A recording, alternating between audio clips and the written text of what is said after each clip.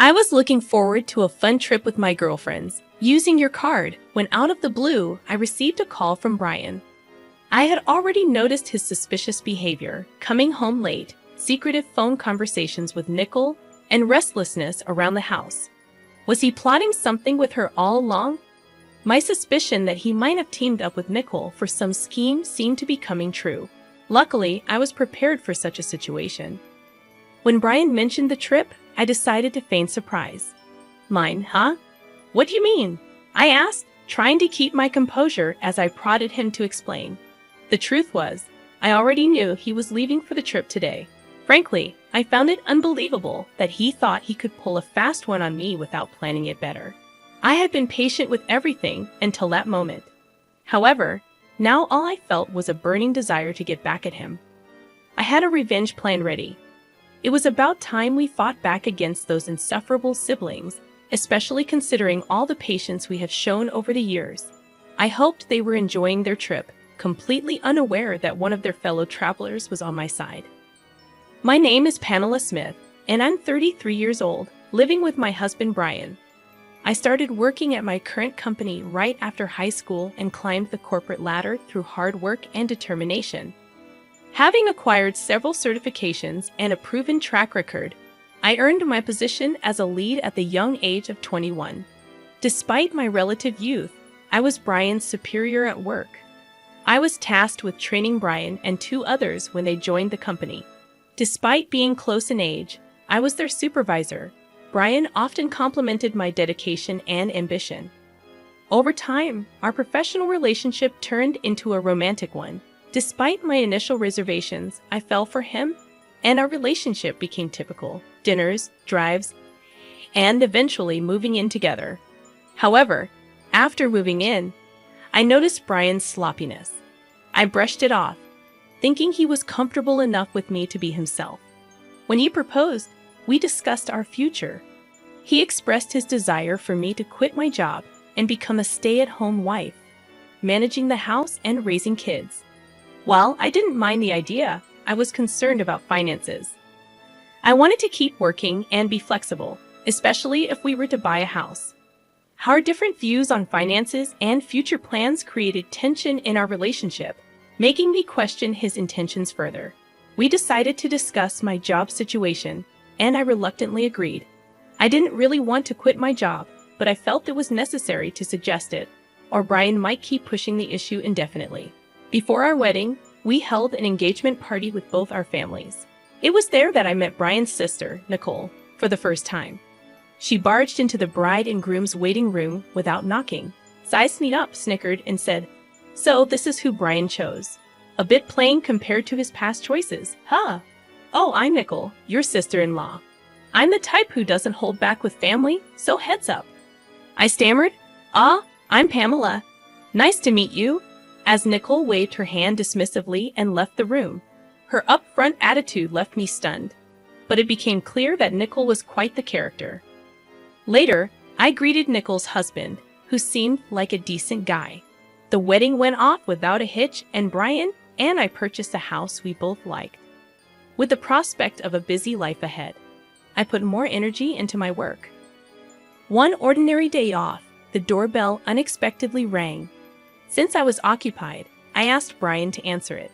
He returned, chatting and laughing, and I found out that Nicole had dropped by. "Pamela, hey there. Brian's doing pretty well, huh? Owning such a big house, good for him. After all, he's my little brother, right?" Nicole remarked. Brian played up his achievements since he probably told his sister that he had bought the house himself.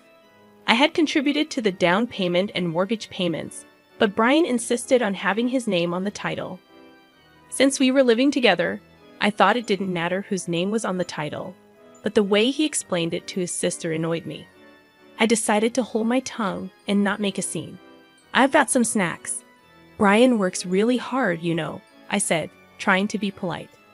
Nicole commented, "Why does Pamela sound so bossy? She's not the boss or anything." Brian chimed in, "Well, I am Pamela's supervisor at work." Nicole seemed surprised. "Oh, that's right. Did I not mention that?" Nicole then took an unexpected turn, saying, When I started the job, Pamela was already a manager. Since she started working right after dropping out of high school, it couldn't be helped. If it were me, I'd surpass her in no time. I was taken aback and replied, "Wait, you dropped out of high school? You look so serious, and yet you're less accomplished than me." Nicole shrugged it off, saying, "Is there a problem just because I dropped out of high school?" Brian interjected, "No, not really. But Pamela, since he didn't graduate from high school, and I'm your sister-in-law, I can ask you for anything, right?" I couldn't fathom the logic of their conversation. I asked, "That's true, Pamela. Whatever my sister says is the final word. If you refuse, I'll kick you out of the house." I struggled to comprehend the bizarre situation. Why was my lack of a high school diploma suddenly relevant? And why would refusing my sister-in-law's demands lead to eviction? I offered a polite smile and quickly retreated to the kitchen, overhearing Brian's discussion with his sister, which appeared to be a serious one. Afterward, Nicole approached me and said, "Pamela, I've got a favor to ask. I need to borrow some money, like $5,000. Please." I couldn't help but react. "How is that a little money? That's a lot. What do you need it for anyway?" Nicole insisted, "Come on, it's just $5,000. You're a supervisor, right? You must have a good salary." I sighed, realizing that this situation was getting even more complicated than I had anticipated. I found myself in a situation where I needed to cover the remaining renovation costs. "Didn't you just brag about your new condo the other day?" I asked Nicole, my sister-in-law. She replied casually, "Oh, did I? Anyway, Brian said he'd lend it to me and told me to ask you." I was taken aback. "What? Why would he decide that without asking me?" I questioned. Nicole's tone turned threatening. "Listen, Pamela, either give me the money or I'll call the boss right now and tell him you want to quit. Which one do you prefer?" Feeling cornered, I reluctantly agreed, but I set a condition. "I'll lend you the money, Nicole, but on one condition. We need to draw up a promissory note." Nicole grumbled. "What? Even though we're family? I want it in writing. So when you come to get the money, make sure to bring your ID with a picture, okay?" The next day, Nicole reluctantly complied with my request, bringing all the necessary documentation. However, as the days passed, I realized how spoiled Brian was by his sister. Nicole used the money I lent her to buy designer items, and soon, she started asking for more. Without any hesitation, each time, I made her sign a promissory note. A month later, I received an unexpected promotion at work. I was ecstatic about becoming the department manager, a step closer to my goal of becoming the head manager. I rushed home to share the news with Brian, who had taken the day off. Excitedly, I exclaimed, "Brian, guess what? Today my boss offered me the position of department manager. I've always wanted this, and now I'm getting closer to my goal."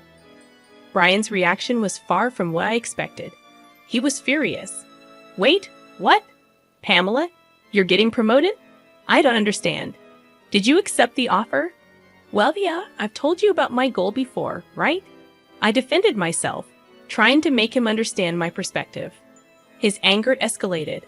"Hold on. You should have asked for my permission before making such a decision. What were you thinking? Plus, I've told you I wanted you to be a stay-at-home wife, haven't I? How come you're getting promoted, and I'm still stuck at the same position? Doesn't that seem odd?" Brian made a call, and shortly after, Nicole arrived. Accusing me of stealing Brian's opportunity, she mocked me, saying, "I heard you stole Brian's promotion opportunity.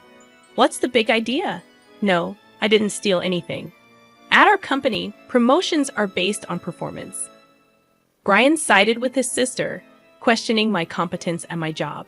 Feeling overwhelmed, I tried to resist, but they restrained me. Together, they rummaged through my purse, taking my bank card.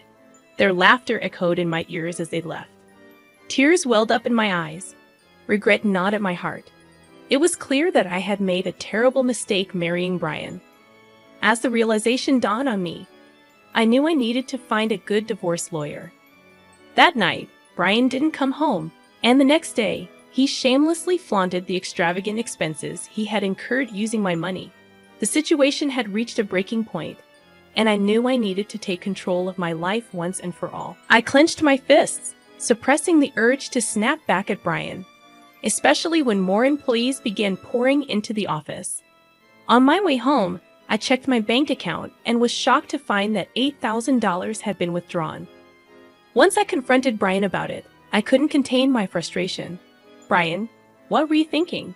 Taking out $8,000 for fancy barbecues and luxurious bars. That money is what I had saved from my single days. And now you've spent it without even discussing it with me." His response was infuriating. "It's my money, and I've already spent it.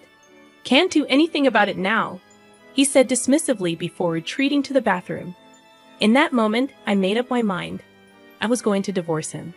Over the following weeks, I consulted a lawyer, and the divorce preparations were underway. Brian's behavior grew even more suspicious. He started coming home late and rushed out of the house on his days off. My suspicions deepened, and I considered hiring a private investigator. Then, I received an unexpected call from Kevin, Nicole's husband, Brian's sister. Kevin was concerned about Nicole's behavior and mentioned that she had been spending a lot of time at Brian's place, leaving home late and sometimes not returning at all. During our conversation, I shared everything that had happened, including the money I had lent to Nicole and Brian's reckless spending. Kevin sighed and apologized for his wife's behavior, admitting that he had considered divorce but couldn't take action. When I suggested he use the evidence I had gathered, he hesitated but ultimately agreed to cooperate. We decided to expose their deceit. Kevin informed me that Nicole and Brian might be planning a trip, supported by the brochures and travel club cards he found. We devised a plan together, communicating via text and meticulously preparing for our next steps. 2 weeks later, Brian left the house early one morning, thinking he was fooling us all. Kevin had informed me about his departure, so I was ready. A few hours later, Brian called me, gloating about the trip. "I'm going to have a blast on your card with my sis and friends," he said, thinking he had successfully deceived me. But I was prepared. I decided to act surprised. "Mine? What do you mean?" "Explain," I replied, feigning ignorance. Brian, not realizing his plan was unraveling, elaborated. "We planned this trip ages ago. Kevin was just our backup plan in case something happened." Little did he know, I had my own backup plan. Kevin and I were ready to expose their lies and ensure they faced the consequences of their deceitful actions. "We felt that you've become too arrogant lately and decided it was time to teach you a lesson. Got it now? You can't stand up to us anymore," Nicole sneered, a hint of superiority in her voice. But I had reached my breaking point. I don't have to tolerate this any longer. I've been patient for so long. A little payback isn't too much to ask for. Brian chimed in, confident. "I don't feel anything anymore, not even a shred of emotion." I challenged him, reminding him of his earlier claim. "Brian, what did you say earlier about your debit card?" He responded, playing his part in their scheme. "I told you about your debit card, right?" "Huh? I have my card in my wallet, though." I checked my wallet, puzzled. "What? What are you talking about? Because here it is." "Wait, what the heck is this?" Brian's voice carried a hint of satisfaction. "You just noticed. Slow on the uptake, huh? Didn't you take my old gym membership card from the fitness club I used to go to? It's the same color and same stiffness." I gasped, realizing their trick. "Oh my God, it does say fitness club." But I swear, when I checked it, it was definitely a debit card. Brian revealed their scheme with a smug tone. "Actually, last night, I switched the debit card with the membership card. Seems like you didn't check this morning and just went with it." I felt a mix of disappointment and frustration. "So, it was a scheme by Nicole and Brian, huh? I'm so disappointed." Nicole added her piece, trying to maintain her arrogance. "Brian, tough break, huh? Don't get too cocky just because you're my stepsister. Got it? You'll remember this when we get back." Ignoring their taunts, I responded coldly, "I won't accept anything but cash." Brian attempted to bribe me, but I stood my ground. "Well, we'll see about that. Look forward to it." Ignoring their banter, I hung up the phone and went back to sleep, knowing I had something up my sleeve. Later in the afternoon, my phone rang incessantly. My screen was flooded with missed calls and messages. First, I called my brother-in-law, Kevin, and then answered Brian's call, ready to play my part. "Hey, finally. Send the money ASAP, please," Brian pleaded, pretending to be cold. Unfazed, I questioned him. "You said Kevin would help, right? Or is he not there?" Ryan hesitated before responding. "What? Do you know something?" Ignoring his question, I kept my tone even. "Anyway, it's freezing, and Kevin's not here. Should I clue you in?" I decided to reveal my plan. "Since you and Nickel teamed up, Kevin and I did too. Simple, right? Now do you get why I entertained you guys for so long on that first call? To buy time." Brian was taken aback, and Kevin, he hopped on another plane and is coming back here. Feeling triumphant, I hung up the phone once I received confirmation that Kevin had boarded the plane. Got it. "What's your deal with my husband, huh? Don't tell me you're wrong. We teamed up to get back at you. Now find your own way back. See you." With that, I hung up on Nicole and Brian. Kevin, my brother-in-law, was on his way back, supporting my plan.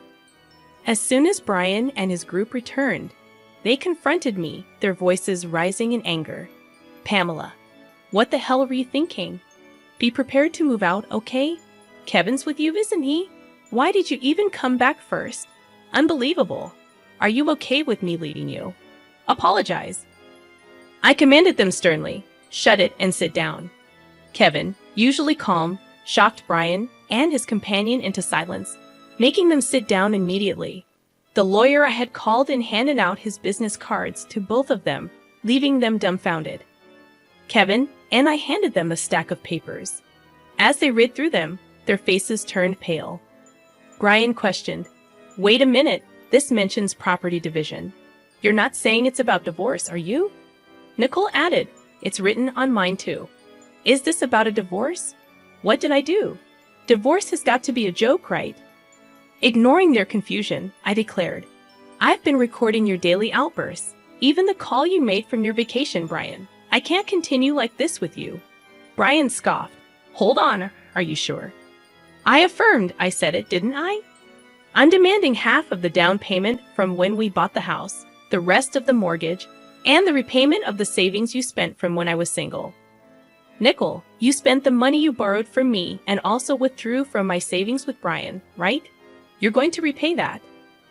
Brian tried to destroy the evidence, stomping on the recorder, while Nicole tore the promissory note into pieces. Despite their attempts, I remained composed. "Oops, indeed, you two don't think things through. Nicole, I have a claim against you two for spending all the savings and such. Say hi to that guy you got close to at the bar for me." Both of them shamelessly cried, facing the consequences of their actions.